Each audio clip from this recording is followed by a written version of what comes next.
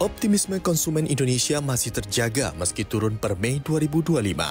Indeks keyakinan konsumen Mei berada di angka 117,5, turun dari April yang 121,7 dan menjadi yang terendah sejak September 2022 atau hampir 3 tahun terakhir. Menurutnya, IKK menunjukkan penurunan sedikit optimisme belanja masyarakat. Namun Bank Indonesia tegaskan indeks masih di atas 100, menjadi tanda optimisme pertahanan konsumen. Penurunan terbesar terlihat pada kategori pengeluaran 4,1 hingga 5 juta. IKK turun 7,5 poin, menjadi 117,7. Persepsi terhadap ketersediaan kerja saat ini turun di zona pesimis untuk lulusan SMA 92 dan diploma 95,8. Namun optimisme kerja masih ada pada usia 20 hingga 30 tahun di angka 103,1 dan pesimis untuk usia lebih dari 30 tahun.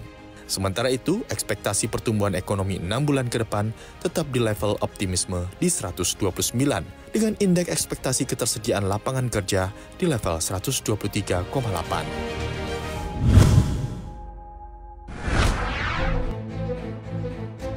Anggaran program makan bergizi gratis bisa tembus 300 triliun rupiah di tahun 2026.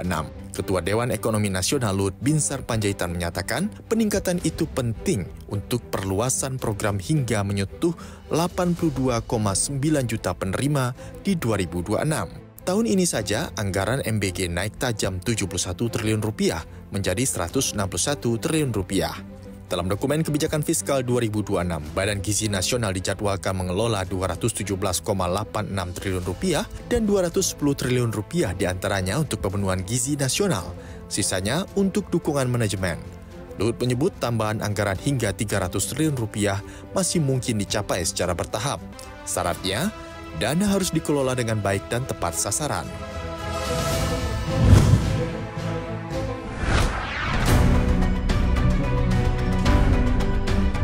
Presiden Prabowo Subianto resmi mengumumkan kenaikan gaji hakim.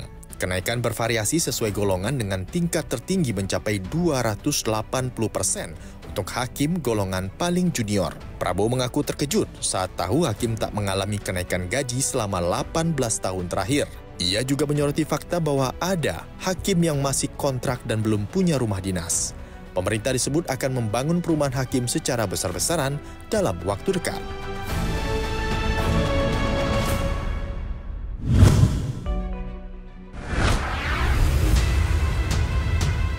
Mengejutkan, ekonomi Inggris turun 0,3% pada April lebih dalam dari perkiraan, dipicu tarif baru dari Amerika Serikat dan efek global. Badan Statistik Inggris catat penurunan ekspor barang ke Amerika Serikat terbesar dalam sejarah imbas tarif yang luas, yang diumumkan Presiden Trump.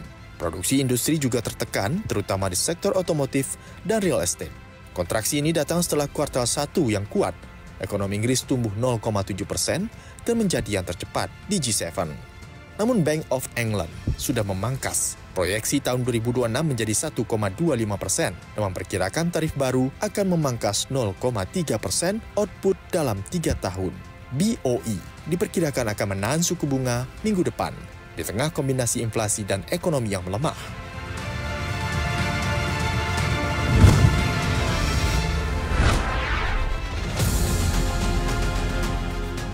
Presiden Amerika Serikat Donald Trump mengumumkan kesepakatan dagang terbaru dengan China yang menjadi jalan tengah dari memanasnya hubungan dua negara besar ini.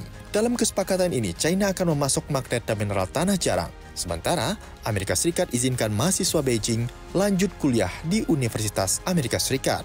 Trump klaim tarif total Amerika Serikat mencapai 55%, sementara China hanya akan kenakan tarif 10% ke produk Amerika Serikat. Tarif 55% terdiri dari kombinasi tarif dasar 10%, tarif fentanyl 20%, dan tarif lama 25% yang dipertahankan. Trump sebut kesepakatan ini masih butuh persetujuan akhir dengan Presiden Xi Jinping.